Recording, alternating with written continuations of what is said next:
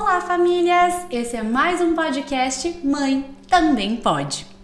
Esse podcast tem o intuito de trazer conversa, informação e clareza sobre temas que ainda são pouco falados na maternidade, para mostrar que, além de mãe, a mulher pode ser esposa, filha, amiga, empresária, executiva e o que mais ela quiser, principalmente feliz. Aqui queremos mostrar que a mãe também pode, o que ela quiser. E hoje a gente vai falar de um tema muito interessante, muito relacionado com o meu momento atual de vida. Hoje eu tenho a honra de receber a doutora Ludmila Bercari, que é especialista em fertilização in vitro e reprodução humana.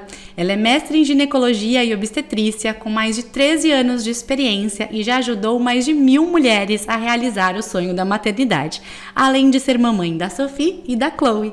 Então seja muito bem-vinda, doutora Ludmila. Obrigada, Tati. É um prazer estar aqui com você hoje. O prazer é meu, e para a gente falar de um tema que eu acho que é tão importante quando a gente fala de fertilidade, de reprodução humana, que é a fertilização in vitro, né? Sim. Eu queria começar a nossa conversa para que ela fosse bem informativa, com você explicando o que é a fertilização in vitro. A fertilização in vitro é quando a gente promove o encontro dos gametas, que são o óvulo e o espermatozoide, num ambiente extracorpóreo, né? Fora do ambiente do corpo humano. Isso é feito no laboratório, em plaquinhas de Petri, que a gente chama, que são feitas de vidro. Daí vem o nome, né? Fertilização in vitro, porque o encontro desses gametas é feito nesse dispositivo dentro do laboratório, e o embrião ele é gerado dentro de uma incubadora. Na medida que o embrião atinge o estágio inicial, né, do 3º ou 5º dia de desenvolvimento, que é o estágio quando ele está na tuba uterina, que ele vai chegar no útero para implantar, então a gente simula o que acontece na natureza, o embrião sai da incubadora e vai para o útero da mãe. Qual que é a principal diferença, acho que talvez eu já tenha pegado aqui no ar, entre a fertilização in vitro e a inseminação artificial? É porque uma acontece fora e uma dentro do corpo? Exato. Ou não necessariamente? É muito legal você ter trazido essa dúvida, porque é comum pessoas que tenham feito fertilização in vitro falarem que fizeram inseminação e vice-versa, né? Então, para ficar claro para quem está escutando a gente hoje aqui no podcast, a inseminação intrauterina, eu explico para os casais que inseminar é colocar o sêmen dentro do útero, né? De uma forma bem simples. A gente faz um preparo seminal, faz um controle do momento exato que a mulher vai ovular, e naquele dia, naquela hora exata da ovulação, a gente capacita o sêmen, né? Faz uma centrifugação, seleciona os melhores espermatozoides que têm mais motilidade e vai inseminar eles com um catéterzinho dentro do útero da mulher. Mas toda a fecundação, o encontro desses gametas, né, do óvulo e do espermatozoide, vão acontecer dentro do organismo da mulher, na inseminação, lá na tuba uterina, que é o nosso órgão vital. Eu brinco que é a nossa incubadora natural, porque é dentro da tuba que acontece esse encontro, e é dentro da tuba que acontecem os 5 dias de desenvolvimento embrionário inicial. Por isso que ela é a nossa incubadora. Justamente esses 5 dias, que é o tempo que a gente usa na fertilização in vitro, né, para cultivar o embrião na incubadora. Perfeito. Então, a fertilização in vitro, a gente já vai preparar esse embrião, ele já vai para o corpo da mulher prontinho. Quando a gente fala de inseminação artificial, a gente está falando de deixar que esse processo de encontro aconteça de forma natural também. Exatamente. Né? Na fertilização in vitro, a gente pode transferir os embriões prontos no 3º dia, né, que é um estágio praticamente de mórula, que a gente chama. A mórula, na verdade, é um embrião de 4º dia, na verdade, mas é um conglomerado ali de células.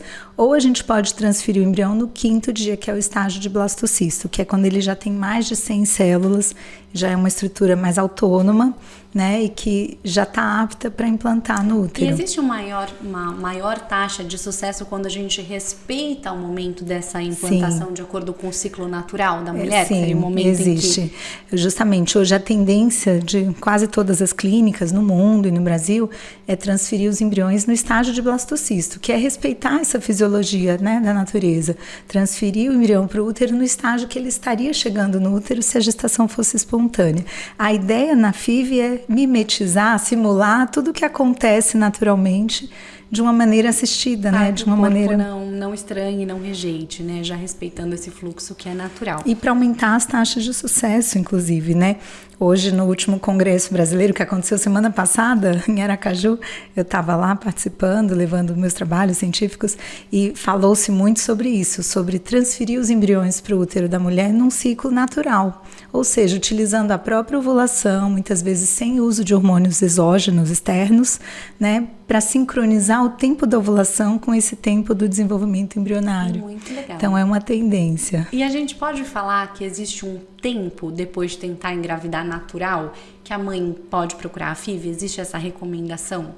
Olha, assim, tempo de tentativas, em geral 1 ano, né? Se a gente está falando de uma mulher abaixo de 35 anos, ou se a mulher tem 35 ou mais, como a gente já sabe que ela vai ter uma reserva ovariana menor, um estoque de óvulos menor, que vai caindo com o passar do tempo, a gente recomenda que se procure um especialista com 6 meses de tentativas, para que se façam exames, para que se entendam quais são as causas de infertilidade, se existe um fator tubário, por exemplo. Quando existe um fator tubário, muitas vezes é uma decisão importante entre pensar em um tratamento de baixa complexidade, como é o caso da inseminação, do coito programado, ou num tratamento de alta complexidade, que é o caso da fertilização in vitro, né? Então é fundamental conhecer o status tubário, né? Se a tuba é pérvia, se as tubas são ambas pérvias, se tem alguma aderência, alguma obstrução.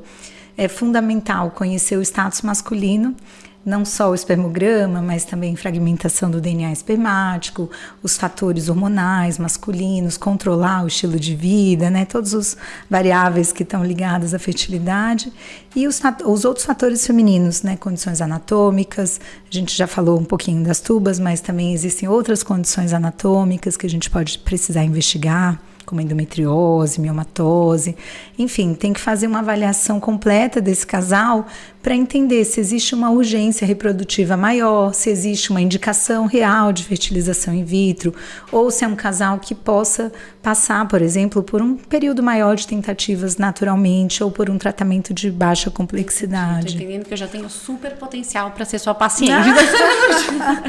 Eu já estou chegando quase agora há 2 anos investigando, tentando engravidar.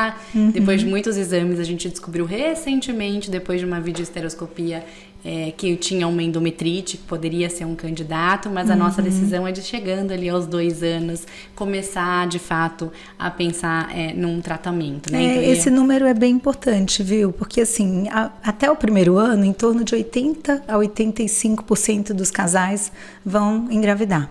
Os 15% ou 20% que sobraram ali nessa estatística são as pessoas que merecem uma investigação para infertilidade. É o caso de vocês, né? Pelo que você está me contando.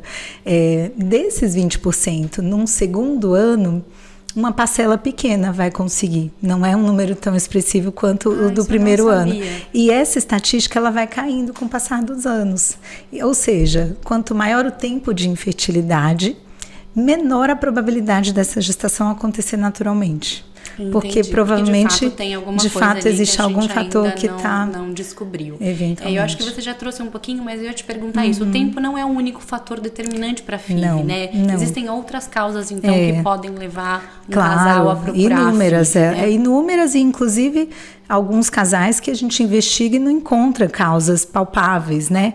Que são aqueles casos de infertilidade sem causa aparente. Cada vez corresponde a uma parcela menor dos casais inférteis, porque a gente tem métodos diagnósticos cada vez melhores, né? A própria histerossalpingografia, que é o exame que avalia a patência tubária, a permeabilidade tubária, evoluiu com o passar dos anos, né? Antigamente ele era um exame quase arcaico, as pacientes tinham pavor de fazer esse exame.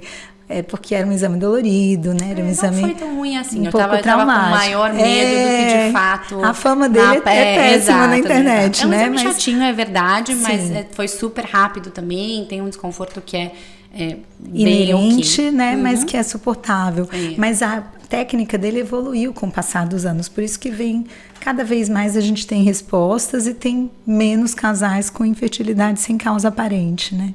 E quando a gente vai pensar numa FIV, quais são os fatores de saúde desse casal que são avaliados? Olha, idealmente a gente deve abordar o casal como um todo, de uma forma bem abrangente, bem, eu brinco até holística, né? Não só do ponto de vista médico, mas também ter um olhar para aquele casal do ponto de vista emocional, dar um suporte, porque é um tratamento que pode ser disruptivo para alguns casais.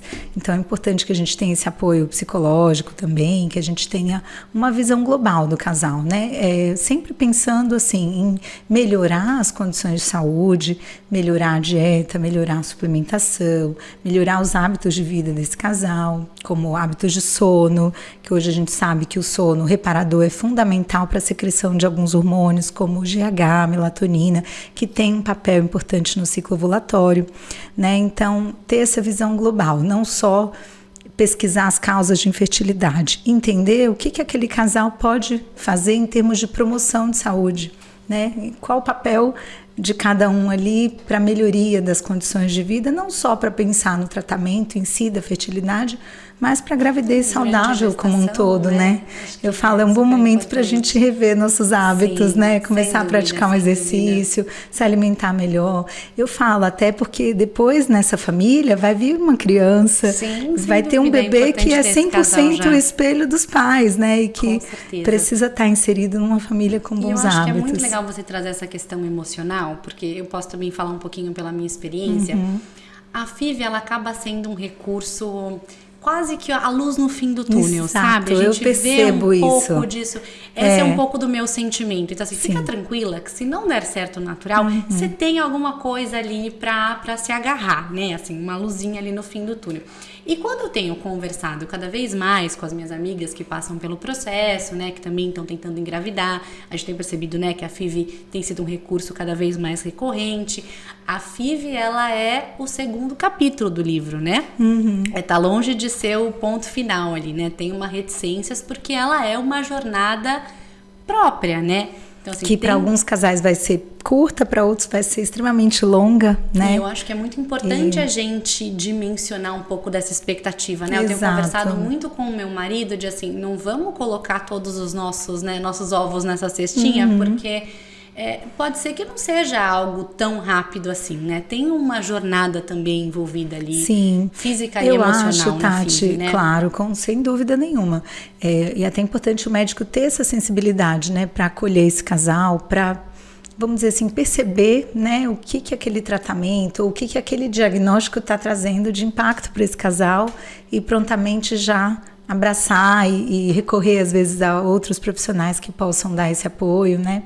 Cada vez mais as clínicas hoje contam com psicólogos na equipe, isso é fundamental para dar esse acolhimento, porque nem sempre essa jornada vai ser linear ou vai ser curta. Em alguns casos ela vai dar voltas, altos e baixos, expectativas, frustrações, e em alguns casais vão demorar mais tempo mesmo, né? Ou vão precisar de mais ciclos de fertilização até que se chegue no positivo. Então, esse é um ponto importante. A gente falando disso, a gente está no mês de outubro, que é um mês de conscientização à saúde emocional, né? A saúde mental. Na verdade, acho que a FIV e a saúde mental têm que andar de mãos dadas. Sim, sem dúvida. Né? E acho que falando um pouquinho também sobre um ponto que você mencionou, da FIV ser a luz no fim do túnel, ou a última carta na manga, né? Que os casais têm, que os médicos acabam recomendando, eu vejo como o profissional que está desse outro lado de cada ponta, a gente vê muitas vezes os casais vindo tarde procurar um especialista, né? Numa situação que às vezes a reserva ovariana já é muito baixa, às vezes que as taxas de sucesso já estão mais baixas por conta da idade mais avançada, ou dessa reserva mais baixa. Então, acho que é importante a gente falar e trazer essa consciência, né? Sem dúvida, que a FIV não repara assim, o avançar da idade. A gente é um recurso a mais que a gente tem, sem dúvida nenhuma. Mas, idealmente, ela não foi concebida para esse intuito, né?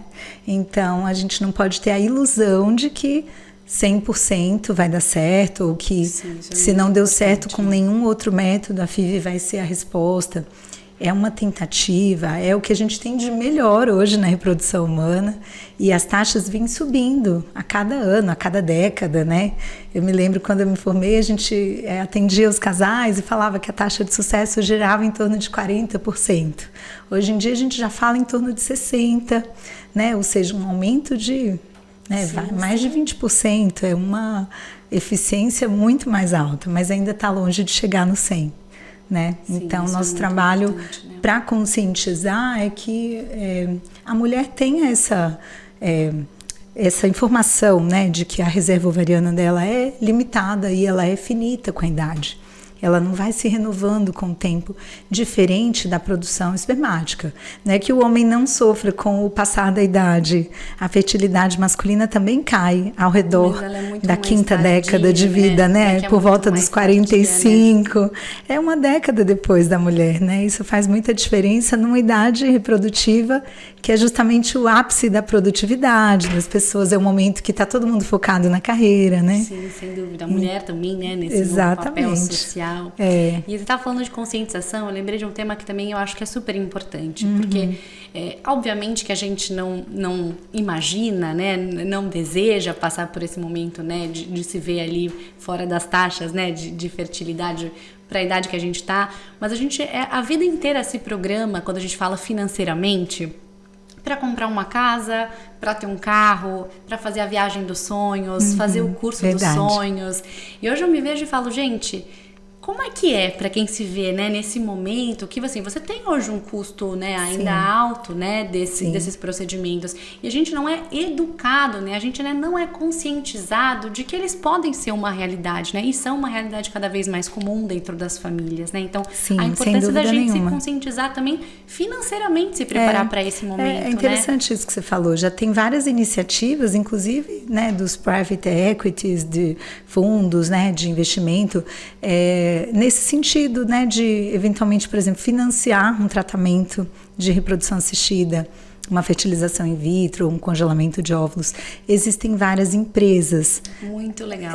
Que tem já essa cultura, né, de, enfim, estimular que a mulher pense na sua fertilidade sem deixar de lado a sua carreira.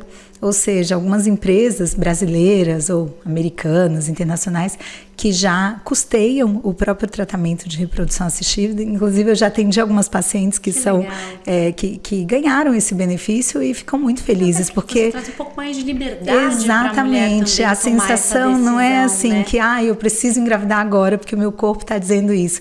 A sensação é que, olha, estou guardando, minha empresa está me apoiando nesse sentido.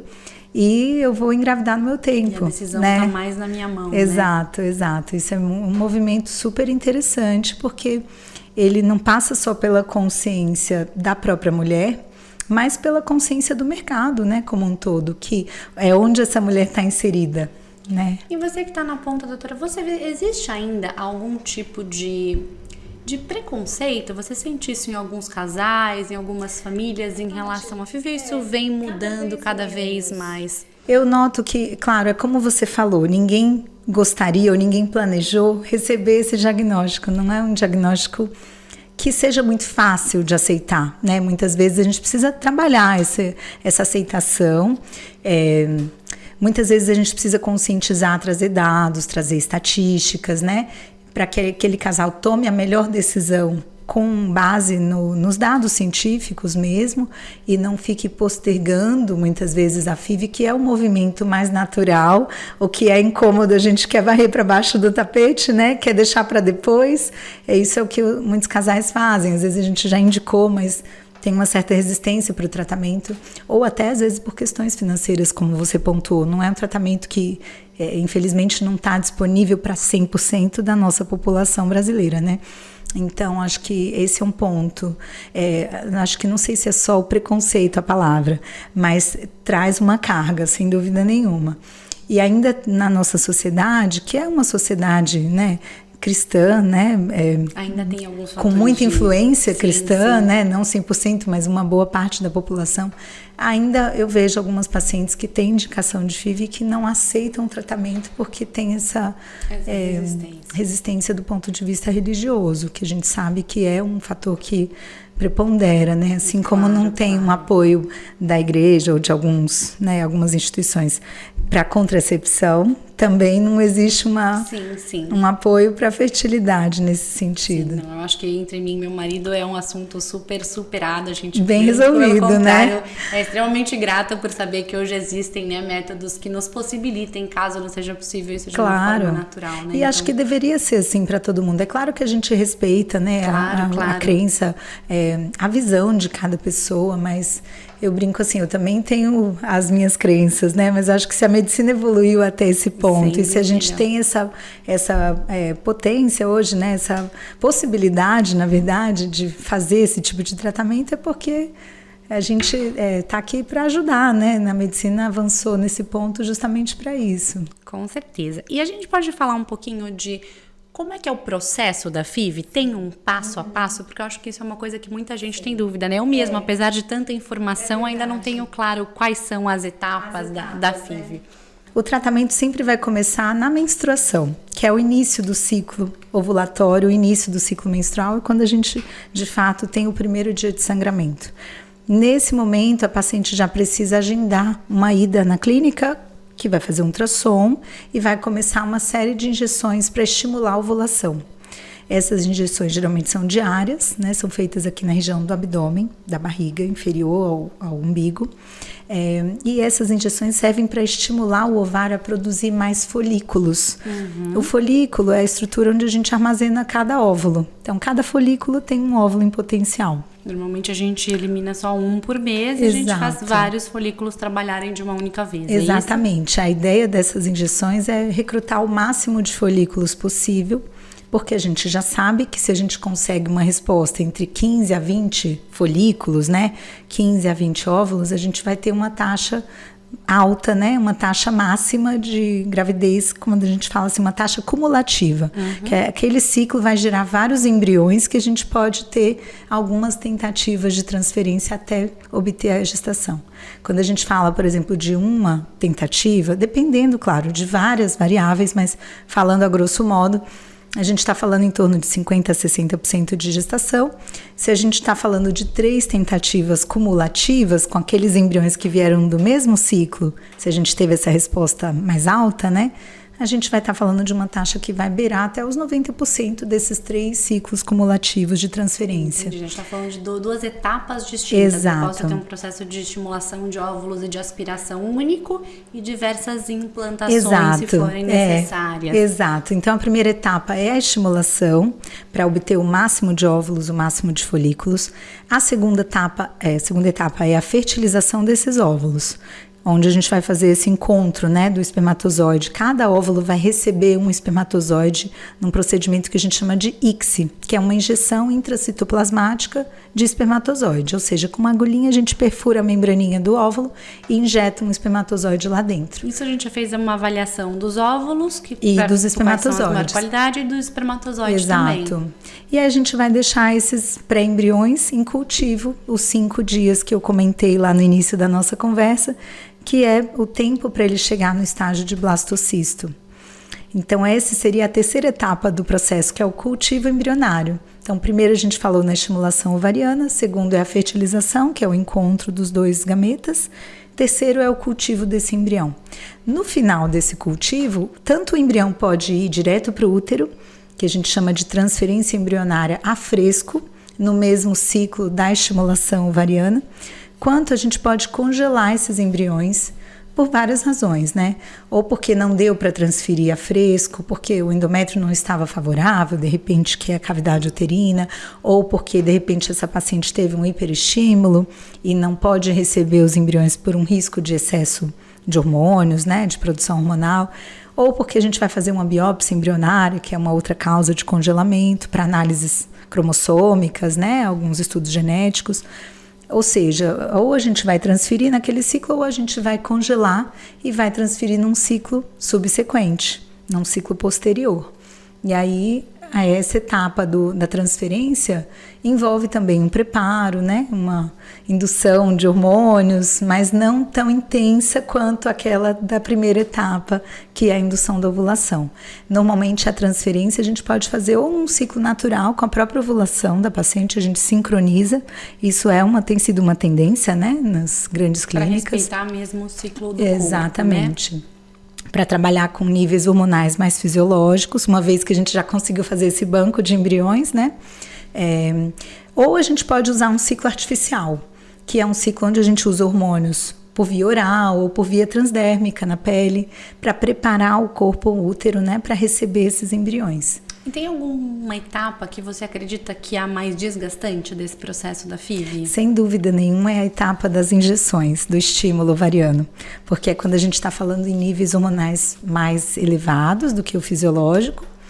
Eu brinco até que eu acho que é um certo mito, as pessoas vêm com muito medo do que vai acontecer nessa indução da ovulação e 80% das pacientes não sente praticamente nada. Porque a gente fica com esse receio, exato, né, de como é que esse hormônio vai responder. Acho que esses 20% que são as, vamos dizer, escolhidas para ter efeitos colaterais são mais barulhentas do que os 80% que não sentiram nada, ou praticamente nada. Eu, pessoalmente, fiz fertilização da minha filha também.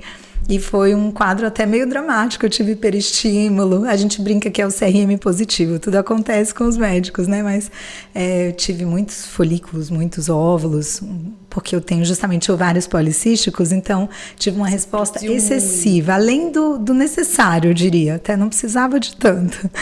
E aí isso trouxe algumas consequências, né, de acúmulo de líquido, é uma complicação do tratamento quando a gente tem hiperestímulo ovariano. Nem por isso eu achei que foi tão desgastante assim. Talvez por já ser da área, por já ter todas as informações, entender já de antemão o que me esperava, né? Já sabia tudo. Isso facilita a nossa percepção do que está acontecendo, acho que tranquiliza, né? Mas eu costumo falar isso para as pacientes. A grande maioria não vai ter grandes efeitos colaterais. O que a gente vai sentir são sintomas cíclicos do próprio ciclo ovulatório mesmo, um pouquinho de TPM eventualmente, né? Quem tem uma tendência para enxaqueca, o hormônio certamente pode ser um gatilho para a piora das crises durante esse estímulo. Mas isso acaba sendo muito particular, individual, né? Claro. Então, acho que assim, podemos dizer que não tem nenhuma fase mais dolorida, é um processo a coleta em si, ela pode ser dolorida, a gente usa uma agulhinha na ponta do ultrassom transvaginal, então por isso a gente faz sob sedação, né? Então você tá sedado, no dia da coleta dos óvulos é um dia que a gente orienta a repouso, é um dia que a paciente vai ser sedada, uma sedação simples, né? Que vai durar meia hora mais ou menos, mas é um dia que dá um pouco mais de desconforto, né? De cólica, um pouquinho de incômodo abdominal. Sim, sim. Você já trouxe aqui um pouquinho das taxas de sucesso. Eu acho que é importante a gente reforçar que isso é muito particular também, né? Que cada caso é um caso em relação a histórico, né? De saúde. Mas às vezes tem algumas condições que a gente pode falar que a chance de sucesso ela é maior? Sim, geralmente quando a gente tem uma boa reserva ovariana, a gente mede isso através do hormônio antimileriano, que é um hormônio que toda mulher deveria fazer. Todas que não desejam engravidar nesse momento, ou todas que chegam ali por volta dos 30 anos, sem planos reprodutivos, deveriam conhecer sua reserva ovariana para entender qual é o seu estoque de óvulos, porque a idade é o principal fator que determina essas taxas de sucesso. Mas na mesma idade a gente vai ter mulheres com reserva alta, mulheres com reserva baixa e mulheres com reserva média. Então, para a gente situar e poder entender qual é a perspectiva daquele casal, a gente precisa conhecer a reserva. A reserva, a idade e as condições de saúde, né? Se existe alguma patologia prévia ou alguma patologia na família. Se existe, por exemplo, algum sintoma suspeito ou sugestivo de endometriose, que é uma doença que costuma cair, baixar um pouquinho essas taxas de sucesso e é uma das causas de infertilidade. Então, a gente precisa conversar, fazer uma anamnese muito detalhada desse casal, né? Não só da mulher, como do homem, para buscar entender se existe algum pontinho ali de alerta, vamos dizer assim, uma luzinha vermelha ou amarela, para a gente entender e dar essa percepção do timing também, para orientar se esse timing está adequado, se a gente precisa apressar um pouquinho os planos, ou se a gente pode ir um pouquinho mais tranquilo, por causa do prognóstico, né, que não vai ser igual para todo mundo. Perfeito. E a idade é um fator super determinante quando a gente fala de reserva ovariana, né? Sim, e dentro da fertilização, dentre todas as variáveis possíveis que a gente analisa, né, causas de infertilidade, histórico do casal, reserva ovariana, a idade ainda é o fator que tem maior peso em toda a equação. Decisivo, né? É. Por isso a importância dessa conscientização, a importância né? até desse planejamento prévio, né? Porque você pode não querer engravidar mais cedo, né? Optar por fazer isso mais tarde, mas você já pode se planejar ou até mesmo congelar os óvulos, né? Outra conversa que a gente vai ter aqui também daqui a pouco. Mas eu acho que para que você tenha essa maior liberdade, né? Claro, porque se uma mulher congela os óvulos, por exemplo, aos 30 anos, ou aos 33, ou aos 35, ela vai ter uma taxa de sucesso maior utilizando esses óvulos congelados do que a mesma mulher com os mesmos óvulos aos 38 ou aos 40. Então, essa consciência que eu acho que falta ainda, né? Eu percebo que os ginecologistas demoram para encaminhar as pacientes para o consultório do fetileuta, ou esterileuta, né? O especialista em reprodução. As pacientes também demoram para nos procurar, porque existe aquilo que a gente falou, uma carga emocional. Acho que tem um medo dos efeitos colaterais, que a gente já falou que não é meio infundado, né? Não é muito baseado. E também um medo do custo. Às vezes a gente vê que os casais chegam com uma ideia de que o custo vai ser X e às vezes ele não é tanto quanto o casal imaginava. Então, acho que é importante disseminar as informações, né? Pouco a pouco a gente vai conscientizando. Isso é a importância aqui desse nosso papo, né? Pra gente desmistificar isso não acontece só no Brasil, acontece em todos os lugares do mundo, né? Quando a gente vê os estudos científicos americanos, europeus, as clínicas vivem a mesma situação que a gente, né? Um movimento global mesmo. Que a gente vai se conscientizando e cada vez vai aumentando também essas taxas, né? Eu queria falar um pouquinho também, que eu acho que é uma outra dúvida bem comum, sobre as biópsias do embrião. A gente faz a biópsia em todos os embriões ou não necessariamente? Em que casos que ela acontece? E se a gente pode falar em prós e contras de fazer esse procedimento? Sim, é super legal trazer esse tema, né? Porque hoje é um recurso que a gente tem que vai se aplicar em algumas situações, por exemplo, mulheres que têm uma idade mais avançada.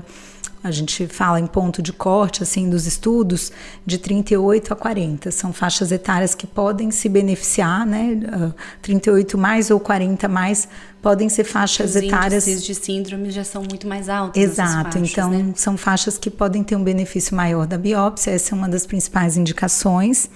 Outras indicações são quando a gente tem uma falha de implantação, ou seja, um casal que já fez 2 ou 3 implantações com embriões com potencial de implantar e que não deu certo por alguma razão.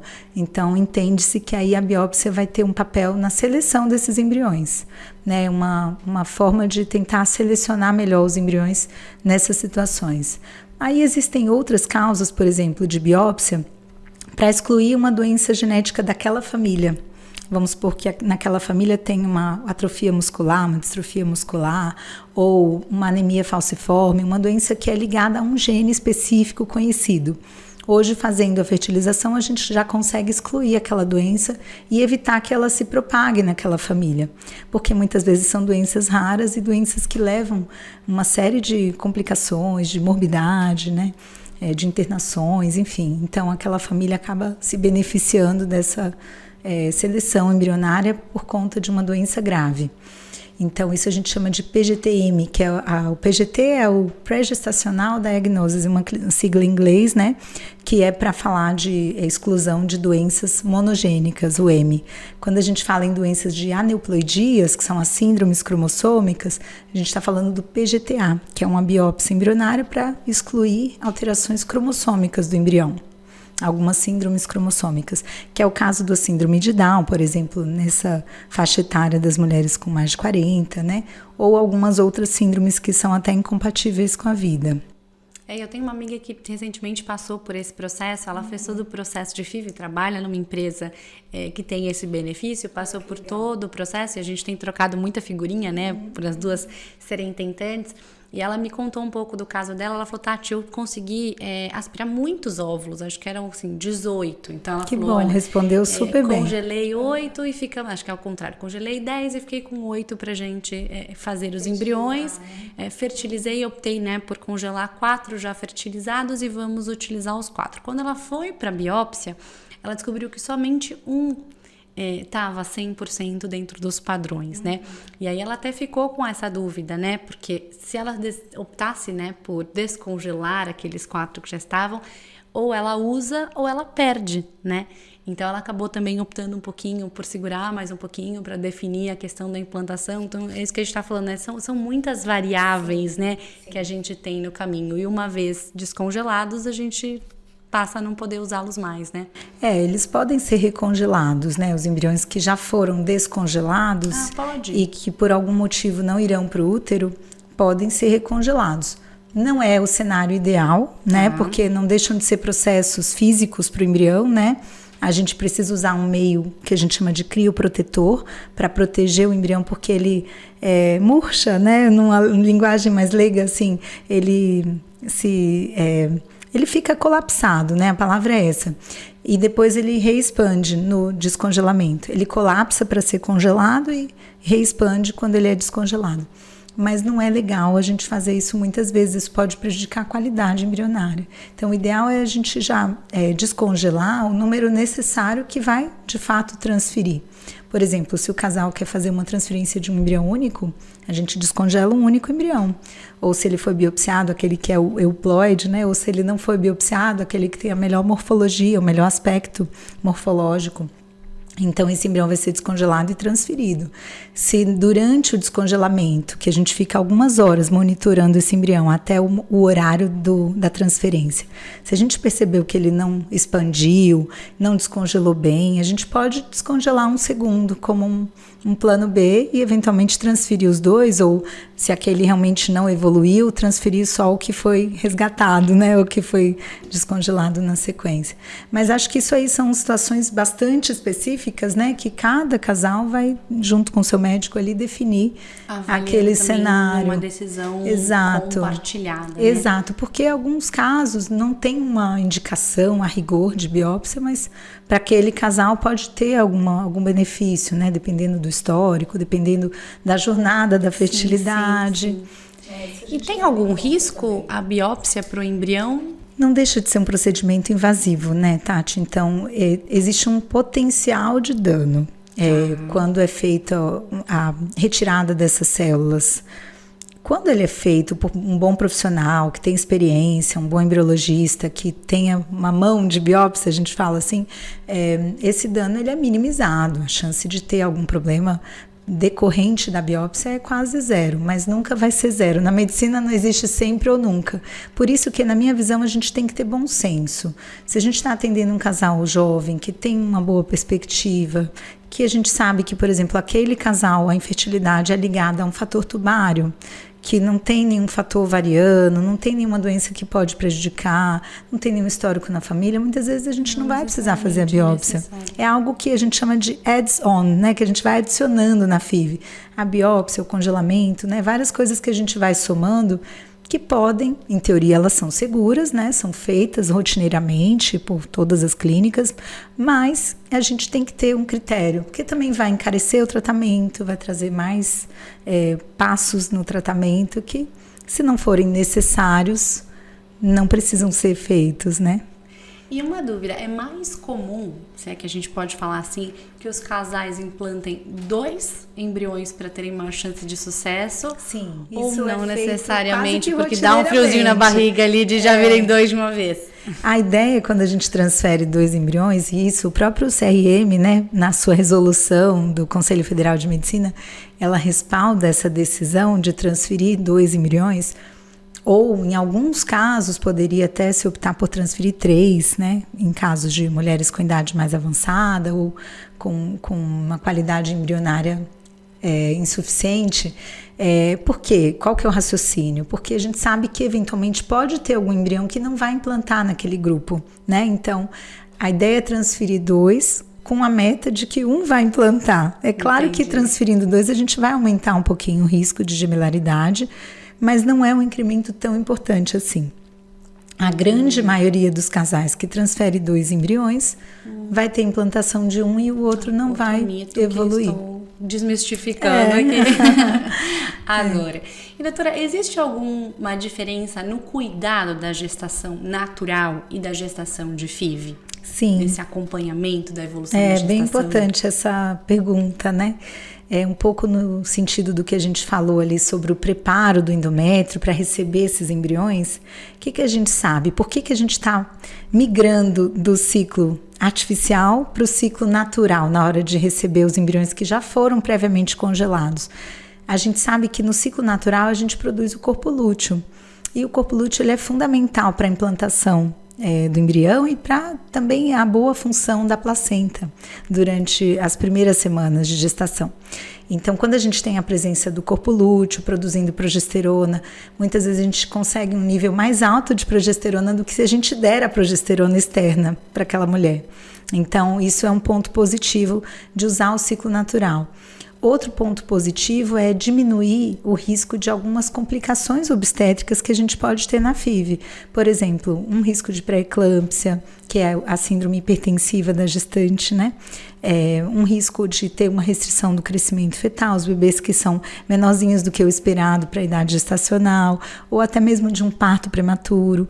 Todas essas condições, quando a gente usa um ciclo artificial, elas vão aumentar um pouco a incidência na FIV, né? Mas com esse recurso de congelar os embriões e transferir num ciclo natural, a gente acaba baixando esse risco de volta, entendeu? Então é um movimento que vem crescente, porque justamente a gente vem entendendo melhor dessa fisiologia e entendendo melhor quais repercussões obstétricas a gente vai ter, né? E a mulher já está 100% saudável para passar por esse processo, né? Eu brinco que a doutora Fernanda fala para mim, eu só vou te mandar para a doutora Ludmila a hora que sua saúde estiver assim, ó, 100%, se estiver se alimentando bem, fazendo exercício, dormindo bem, os exames estiverem bonitinhos, suplementados. É uma consciência que reduz esse risco obstétrico, né?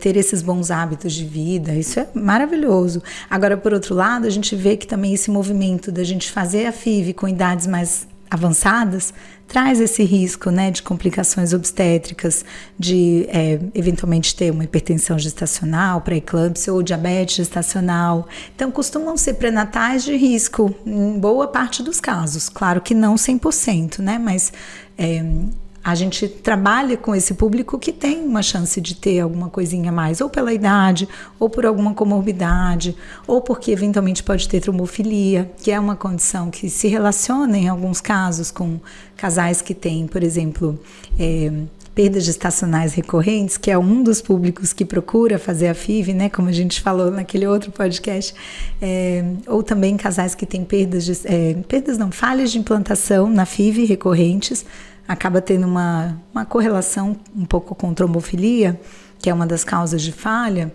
e não deixam de ser pessoas que vão ter já, pela trombofilia, um risco obstétrico mais alto, entendeu? Então a gente tem esse olhar mais cauteloso, é um pré-natal que tem que ser feito, né, com mais cuidado, com alguém que tem experiência em lidar com esse público, com esses potenciais riscos, né, e complicações que podem aparecer.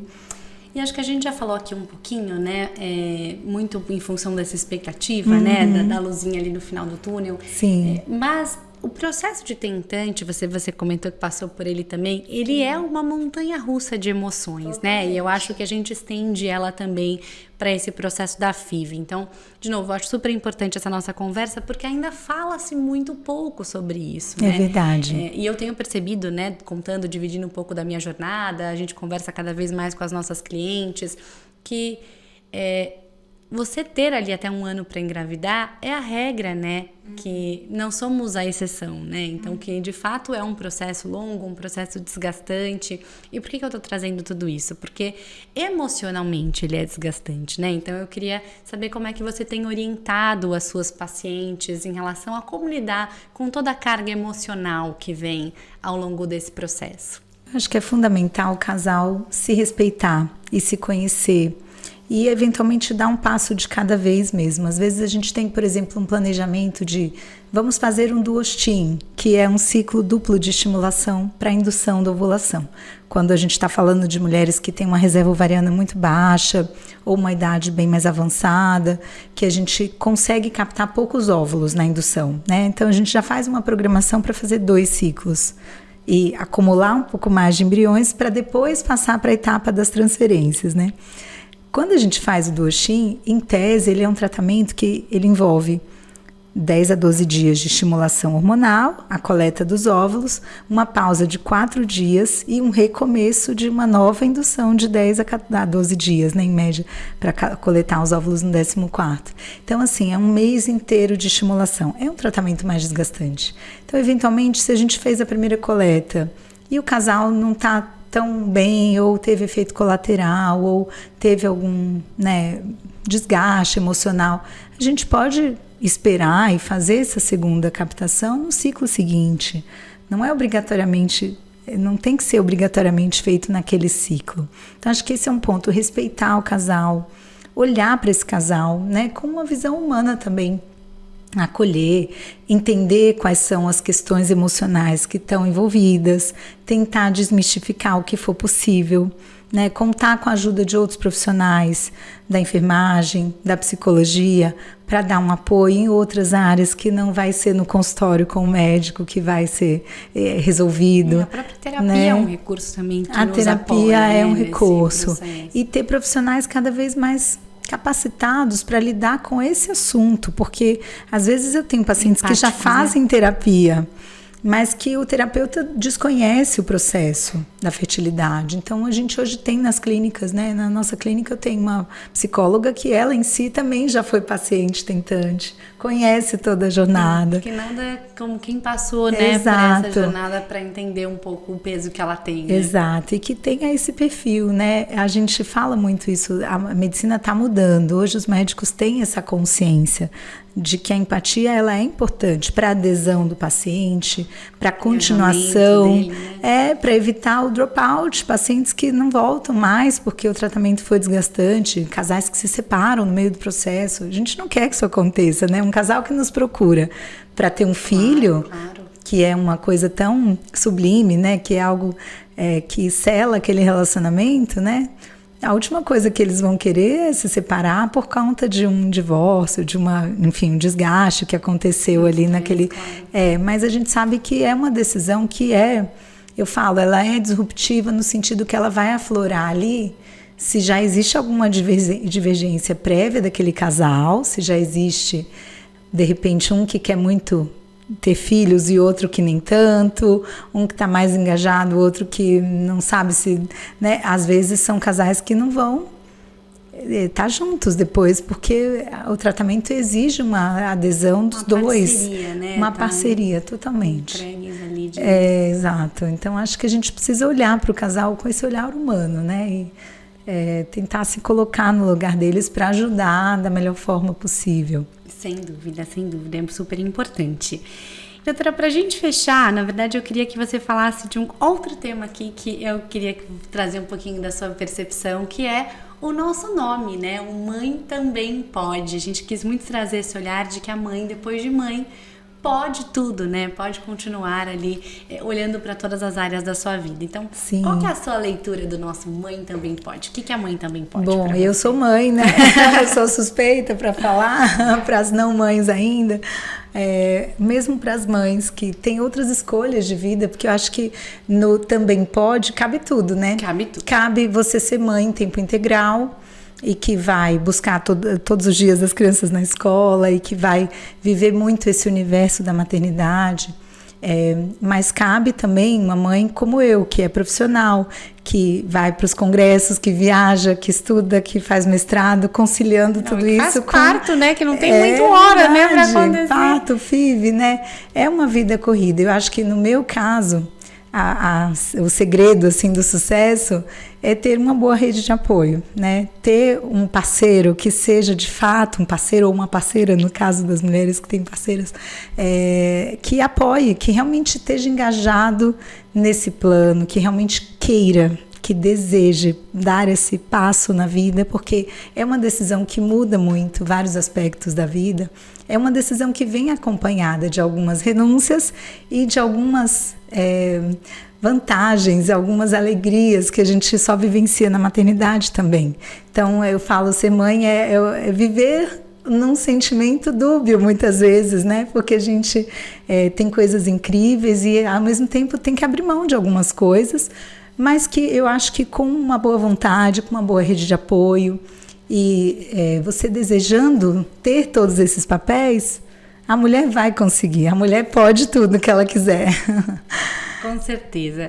Doutora Ludmila, muito obrigada pela sua presença aqui hoje. Eu acho que a gente conseguiu esclarecer muitas dúvidas em relação a esse tema da FIV, né? Que é cada vez mais presente no nosso dia a dia. Então, muito obrigada. Eu que agradeço, por todas as foi um prazer. por todas as informações. Foi um prazer, Tati.